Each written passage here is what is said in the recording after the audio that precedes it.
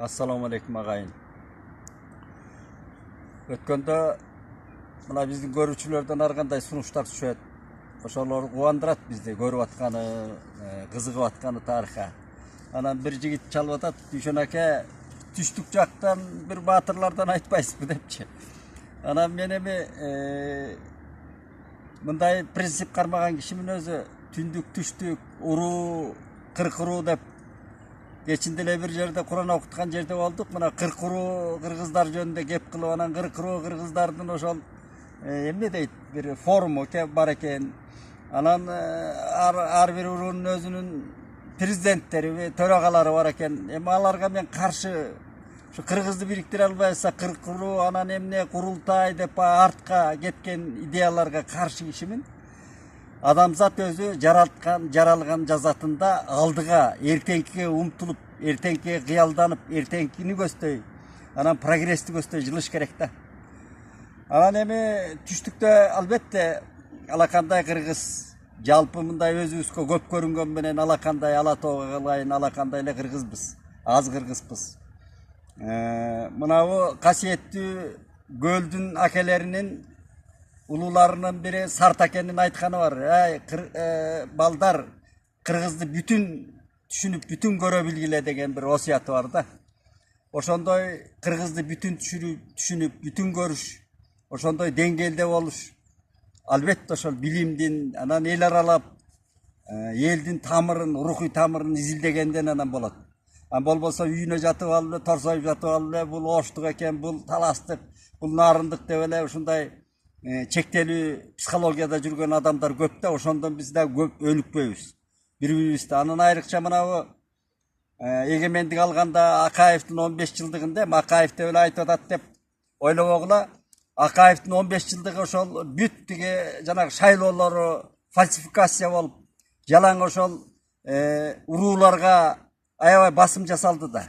Жерчилдикке, урууларга, трайбализмге басым жасалды. Ошондо абдан кыргыздын психологиясы ого бетер бузулду да. Мына айыл болуп бөлүнүп, бир айыл төрткө бөлүнүп, урууларга бөлүнгөн жаман саясат болду. Эми аны мына партиялуулук система деген токтотот деди эле, ал токтото албай, андан да көбөйдү. Анан кайра президенттик башкарууга келди. Кыскасы биз дагы жолубузду издеп мына 30 жылдан бери таппай жүрөбүз. Эми түштүктүн баатырларынан айсак, мен кийинки мына эсиме кечетен бери келип аткан кийинки эле тарыхты айтайын. Мына Советтер Союзу менен мурунку коом менен Советтер Союзу келди. 1917 жылы социалисттик революция болду. Ленин башында турган. Анан Сталин бийледи бат эле. Сталин канча жыл бийледи? Бир доорду бийледи да Сталин. Ошол убактарда социализмде мынабу өзгөн аймагынан чыккан өзү басыс уруусунан Жаныбек казы жөнүндө айткым келет да. Эми ошол бир формациядан бир формацияга өткөн мезгил эми биздин жалпы кыргыз эли үчүн деп коелу, ошонун ичинен аркалык кыргыздар үчүн социализм ооматтуу болгон. Жакшылык алып келген чындыгында. Себеби 16-жылы улуу үркүн болуп, бияктын аркалык кыргыздардын жарымынын сөөгү Ачбел Кулжондо калды. Мына Кытайга качып, орустар менен мамиле бузулуп, жанагы армияга калуу. Анан эми ал чоң трагедия, геноцид болду, геноцид. Аны дагы мына эстелигин кура албай, ошо жолго кура албай, орустардын бийлигинен жазганып, тетиги Атабейт деген бир курумуш болдук. Бул чоң 16-жылкы үркүн чоң маселе. Аны өзүнчө сөз кылсак болот. Анан Жаныбек касы эмне болду? Жаныбек касы өзү ошо Базыс уруусунун Кашкар уруунан изилдедим. Аны изилдегендин айрыкча мынабу менин калемдешибиз да биздин. Өзү адегенде газет иштеп жүрдү, кийин Азаттыкта иштеди. Жаркын Темирбаева деген айым. Өзгөндүк болот. Мен Темир аял деп тамашалап койчумун, курдаш болчубуз. Абдан баягы жазганбаган, кайраттуу, жигердүү айым эле да. Мына ошол 90-жылдагы баягы Ош окуясы, өзбек менен кыргыздын биринчи кагылышканы, Советтер Союзу тарардагы кандуу кагылыш. Ошондо мына бир жактуу жалаң эми ал Советтер Союзунун убагында болгон, бир жактуу караланып кыргыздар көп түрмөгө отурганда ошо жаркын айым көп маселелерге көп кишилердин сообуна калган да. Мен Жаркынды жакшы билем. Түрмөлөргө кирип коркпой, ошо КГБнын агестеги жаалдуу жана сурактарынан коркпой, Жаркын көп адамдардын сообуна калган. Андан кийин дагы ошондой маселелерди, укук маселесин талашып, Жаркын көп эмгек сиңирди биздин кыргыз журналистикасына. Эрдиги үлгү да ошо Жаркындын, эрдиги жигердүүлүгү, кайраты. Ушу Жаркын бир чоң эмгек таштап кетти. Мен аны убагында кабардар элем, угуп жүргөм, бирок былтыртан Жаркындын кызы бар экен, Зарина деген. Ошо кызга капыстан жолугуп калып бир жерден. Анан алы кеп кылып калды, ушу апам ушундай Жаныбек Казыны изилдеп жүрүп, анан чоң китеп таштап кетти колжасына деп. Анан мен карап көрөйүн деп ошону карадым. Эми Жаныбек Казы жөнүндө мен кызыгып мурдатан эле кабарым бар эле, көп окудум эле. Анан Жаркын эң чоң иш кылган экен, Темирбаева. Ал ушул бүт архивтерден изилдептир. Анан мынау биздин тарыхчылардан айрыкча ошол адабиятчылар эми кайра куруу келгени, мынау эгемендик келгени, муну Салижан, биздин устатыбыз Салижан Жигитов да жазган. Жаныбек Казы жөнүндө очерк, илимий очерк жазган. Андан кийин мынау биздин тарыхчылардан Кыяс Молдокасымов муну көп изилдеп, көп ачык ойлорду жазды, илимий. Бул тарыхчы да, чыныгы тарыхчылардан. Анан ошо Жаркын архивтерден өдө изилдеп, Жаныбек Казы жөнүндө абдан чоң эмгек калтырыптыр. Ал эмес тетиги Кытайдан ары анан Пакистанга Жаныбек Казы сөөгү жаткан жерге чейин барып, укум тукумунан бери изилдеп, абдан зор эмгек кылган экен. Мен карап бердим бир топ кыйла. Бирок аны чыгарыш үчүн дагы чоң күч керек. Дагы ошо китепти баягы системага салыш үчүн дагы эмгектер керек. Бирок башаты өзөгү абдан мыкты. Эми Жаныбек Казы ким болгон деген? Жаныбек Казы Кокон хандыгынын убагында эле ошол эски бийликтин учурунда Кокон мамлекет болгон. Ошонун казысы болгон. Казы деген азыркы муун билбей калды го. Казы деген сот деген сөз. Судья. Жанагы ички чыр-чатактарды ошол аймакка коюлган сотта тиги Кокон хандыгы аркылуу. Анан көп Жаныбек Казынын акыйкаттыгы, калыстыгы ошол казылык ишиндеги. Анан адамгерчилиги, анан элдүүлүгү айтылат да. Андан кийин анан жаңы заман келди, СССР келди. СССР келгенде албетте баягы эски бийлик менен жаңы бийликтин кармашы жүрдү. СССРдин саясаты баягы албетте кимге жагат? Эми революция деген кимге эме мындай дүрбөтөт, кимди дүрбөтөт? Биринчи орусча айтканда толпаны дүрбөтөт. Революциядык идеялар. Жанагы карапайым элди дүрбөтөт. Себеби карапайым элдин турмушу өзү баягы баары эле бай боло албайт да. Бул мамлекетте баары бай боло албайт. Ошол калың катмарды, кедей катмарды дүрбөтөт да. Мына бизде деле ошондой тополоңдор кедей катмарды дүрбөтөт. Жыргалын кимдер көрөт? Жыргалын, революциянын жыргалын ал эми дүйнөлүк акылмандар айткан ошол тандалган гана адамдар көрөт да. Бул көп жолу айтылган. Анан Жаныбек Казы дегенде ошол жаңы заманга ыктаган, анан кийин алардын жанагыдай мал мүлктөрдүн баарын эле күргүчтөтүп эле ортого салып тартып эле ал кандай бай, киминисине карабай эле күргүчтөтүп эле жана караламанга тартып алып берген. Жаныбек Казылар анан басмачылык пайда болду түштүктө. Басмачылык, басып алуу деген сөздөн улам, ал большевиктердин чыгарганы. Анан басып алуулар эми албетте ал жерде баягы азыркыча айтканда мындай каракчылыкта кылгандар көбөйдү, басмачылык. Анан корбашы деген пайда болду. Жаныбек Казы корбашыга айланды. Андан кийин анан СССРдин жаңы бийлиги Жаныбек Казы менен акылдашып, сүйлөшүп, тымызын аны өзүнүн бийлигине тарткан экен.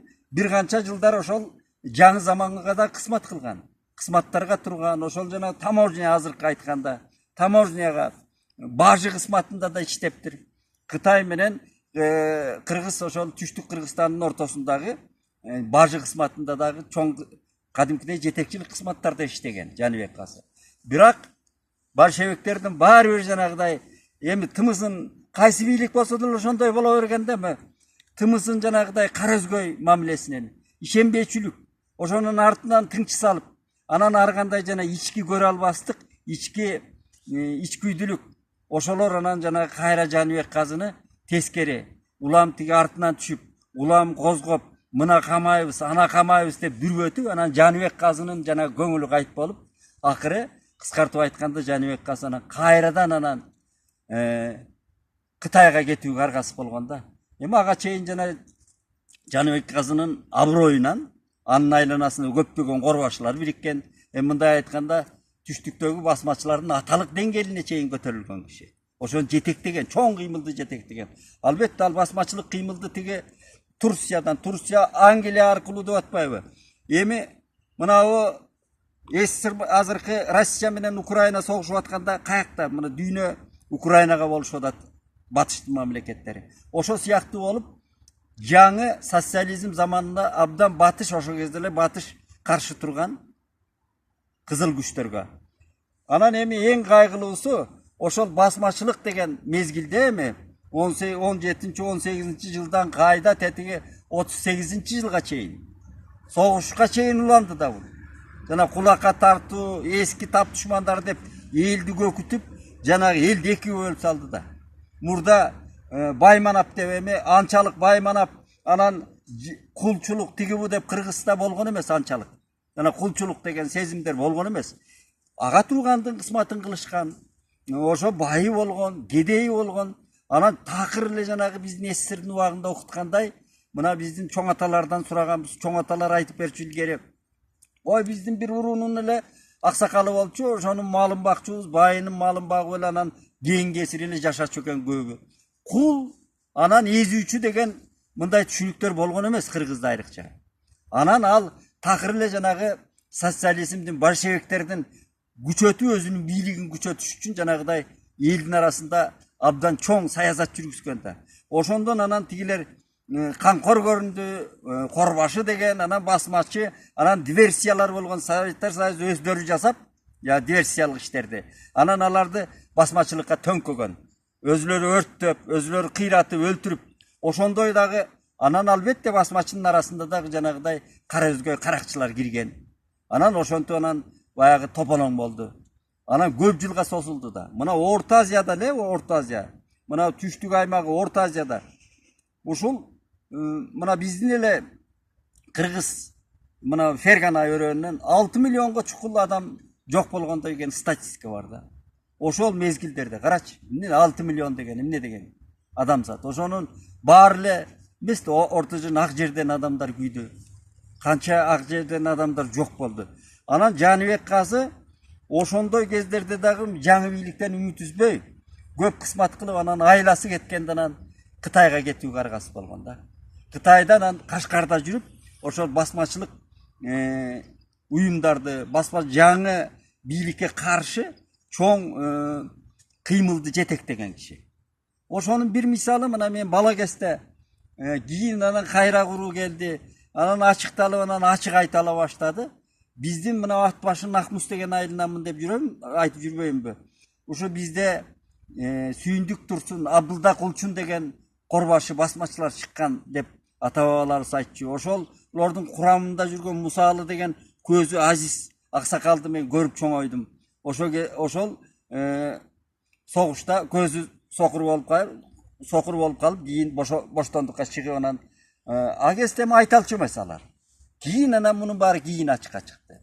Ошо Сүйүндүк Турсун, эми Сүйүндүк мына биздин айылдан чоң ошо 400-500 кол кураганга чейин жеткен корбашы болуптур.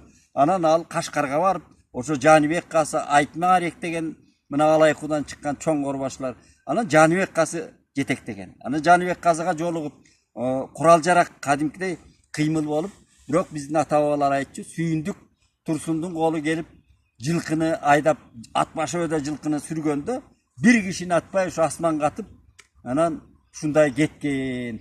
Сүйүндүк Турсун кишилерди, адамдарды аткан эмес деп менин аталарым ушул чоң аталар кеп кылып калар эле да. Эми ошондой адамдар болгон. Жаныбек казы деле ошондой гумандуу адам болгон экен. Чоң авторитет болгон да, мындай кыскартып айтканда. Анан бул кишинин эми эрдиги да, азаттык үчүн эркиндик, анан адамзаттын эң эле эңсегени мына кийин жашыбыз улгайып, дүйнөлүк адабиятты окуган сайын адамзаттын эмне эң биринчи эле ушул адамзат эңсеген, адамзат жанындай көргөн эле сезим эркиндик экен да. Sen erkin bolsоң, erkin сүйлөсөң, erkin жүрсөң, erkin ой жүгүртсөң, мына ошол эркиндиктен өткөн баа жок экен да. Мына Жаныбек Казы ошо эркиндик үчүн күрөшкөн киши. Биринчи жеке эркиндиги, экинчи урулаштардын эркиндиги, анан барыбынан жалпы элдин эркиндиги деп ошого жетекчилик кылган киши да. Анан жана Жаркын Темирбаеванын изилдөөсү боюнча ушу Кытайга барганын, Кытайда каякта жүргөнүнө да, Кашкарда жүргөнүнө да изилдеп, ошо документтерди колунан келишинче изилдеген Жаркын ушул аял башы менен. Андан кийин анан ошо тетиги Пакистанга барып, Гилгит деген Пакистандын анын аймагында бир айылда жүрүүнөн Жаныбек Казы ошо 70 канча жашында дүйнөдөн өтүп атат. Ал Кытайга да батпай, себеби Кытай менен СССР Сталин менен Маонун учурунда өтө жакын болгондо, анан батпай, анан ар жака өтүп, ошол бир топ кишилер менен, урулаштар менен, жалгыз эмес. Анан ошол укугун кадимкидей Пакистандан башбаанеге алып, өзүнүн укугу менен, өзүнүн баягы адамдык аброюн сактап жүрүп, анан ошол жерден кайтыш болгон. Анын балдары калып, кийин келбеди буяка чейин. Анан ушундай Жаныбек Казы жөнүндө биз эми басмачылык жөнүндө биз өзүбүз тарыхты жакшы тактай албай атпайбызбы? Тарыхты ушуларды ревизиядан өткөрүп, мына мамлекет өзү идеология жүргүзөм десе, тарыхты ордуна коюу керек да. Тарыхты жанагыдай көрүнгөн жерлерде мына биз деле ошол алыбызга жараша суроо менен жанагы билгендерибизди айтып атабыз. Ушунун баары бир системага келиш керек. Мамлекет күчтүү мамлекеттерде системага келип, анан музейлеринен өдө коюлуп, ошо мына биздин тарых музейин мен көрбөдүм барып. Тарых музейи мына канча миллиондор жумшалып жазалды мына тарых музейинин ичинде. Мунун ичинде экспонаттарды мен бир жолу кыдырып көрүп чыктым. Абдан талаштуу маселелер. Биздин музей өтө жарды ички экспонаттары. Анан мындай талапка жооп бербейт. Мен Турциядагы музейлерди көргөм, Арабиядагы музейлерди көргөм. Эми айрыкча Турциянын алачы мына боордош мамлекет. Музейлер укмуш экен да булар. Демек аралашып жүргөндөй ушундай көз алдыңан тарых өтөт да музейлерин көрүп. Бизде ушундай коюш керек эле. Ал мынабу тарых музейин абдан кайрадан карап, кайрадан бир илимий көз карашты ордуна келтириш керек. Азыр ким жетектеп атат билбейм биздин тарых музейди. Ал миллиондор кетти, жанагы атына эле канча $1000 бир макет аты турат го, бир деме турат ошол жерде. Канча $1000 кетти деп ошо чуу болбоду. Эми буга миллиондорду да мойнубузга илип коюп тарых музейин жасадык, а ички маңызы, ички мазмуну анча эмес. Мына ошол Жаныбек Казыга окшогон бир муун, бир жанагы формациялардын өзгөргөн учурундагы басмачылык деген чоң кыймыл, ошолордун жанагы терс образга айланып калган биздин боордоштордун ошол актачуусун актап, анан албетте жанагы таракчылык жасагандарындагы ошону ордуна кое турган бир өзүнчө учур келди. Мына Манастан берки тарыхыбызды сайсайлатпай. Анан мисалы үчүн Казакта деле мен тарыхын жазганым, мына өзбектерден да кабарым бар. Эми өзүнчө жанагыдай саясат болбош керек. Көрүнгөн эле жерде мисалы үчүн Чыңгыз ханды кыргыз болгон, же болбосо Темирланды алып келип кыргыздаштыруу. Биздин тарыхчыларды жана көдө жазуучу тарыхчылар чыкпадыбы? Чыңгыз хан кыргыз болгон, анан эмне кыргыз болгон деп эле. Анан аны документалдуу түрдө, архивдик түрдө, аны өзүбүздүн тамырыбызды ооз-эки дагы жазма тарыхтарды да карап, анан ортого келтирүү керек. Албетте тарыхтын өтө ыплас окуяларын, ыплас жактарын алып бер жака сүйрөп чыгуунун өзү кажети жок деп ойлойм да. Аны жана фильтрден өткөрүп, жакшы ошо келечек буунга үлгү боло турган адамдарды, үлгү боло турган ошо биздин патриотторду, элдик баатырларды алып чыгуу керек да. Ошол элдик баатырлардын бири Жаныбек Казы деп эсептейм мен. Жаныбек Казы жөнүндө көп материалдар бар. Ушу Кудай буйрса Жаркын Темирбаеванын китеби чыкса да көп чоң маалымат болот, чоң эмгек болот деп ойлойм да. Жаныбек Казы жөнүндө кыскача ушундай.